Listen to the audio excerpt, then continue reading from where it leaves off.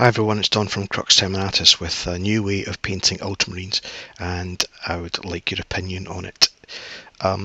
So after my last painting misadventure when I painted an Ultramarine the way I would normally paint any miniature, I really hated it. It just looks so naff.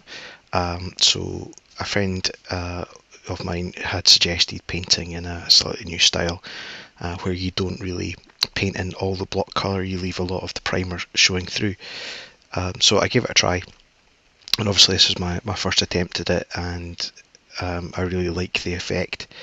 I put some sort of battle damage on and all the rest of it. I thought it looked cleaner when there was nothing on there, but obviously the Ultramarines chapter, and the fast attack transfers are ropey.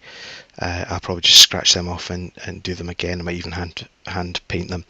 But in terms of what it looks like, I really was quite pleased with it, and I was just in a rush to try and get myself back happy painting miniatures again after the last couple of weeks, which have been pretty poor.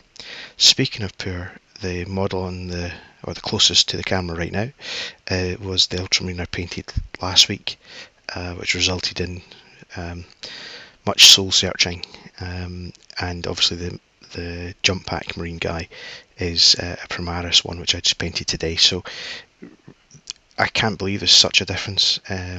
Both of them in my mind look like Ultramarines, but I guess everyone would say the traditional sort of guy with the shield and the axe is probably more how they would paint Ultramarines. But I was just looking for some feedback. What do you think, old or new style? If you fancy letting me know in the comments, that would be fantastic. And hopefully I'm going to paint some more of these guys and maybe try some different colours. But thanks for your support, it means everything. So thank you. Bye bye.